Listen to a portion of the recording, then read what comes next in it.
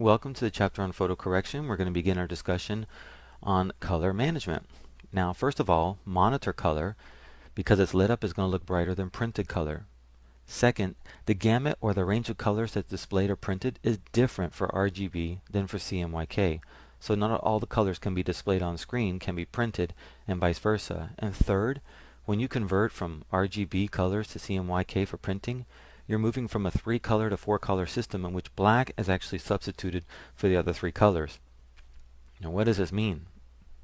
Well, if we look on this graph here, we can see that CMYK, called cyan, magenta, yellow, and K for black, used in printing, has this nice little color gamut.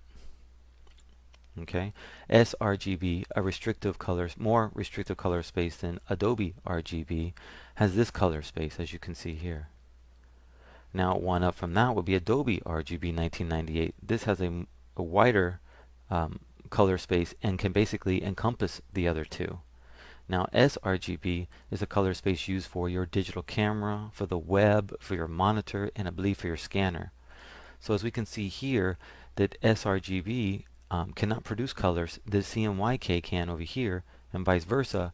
sRGB can produce colors that CMYK can't over here.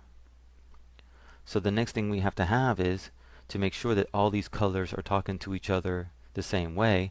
We have a thing called color management. And color management is to compensate for the variability in color spaces. Photoshop offers a color management system to translate color accurately between devices in the printing process. The color settings is where you choose how to configure Photoshop to produce consistent color from input to output. And remember, color management is just making sure everybody's on the same page for the intended purpose, web or print. One of the first things that we have to do is calibrate our monitors. If your monitor is not calibrated, then everything that you're seeing is going to be off from your scanner, from your camera, and from working within Photoshop with your monitor. Now, wouldn't it be nice in a perfect world if all these colors were the same and could talk to each other? Well, this is where they have an ICC profile.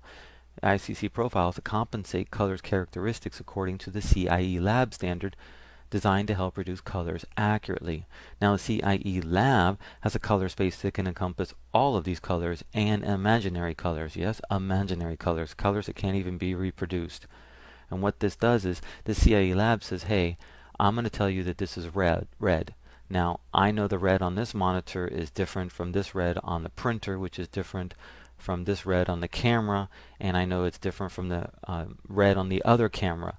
And I know that this is red, so what I'm going to do is I'm going to say I'm going to help kind of fix the colors and make up for it in the background so that you can see all the colors consistently on your monitor, even though they're not the same behind the scenes.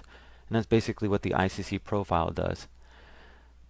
In our next lesson, we're going to talk about color settings.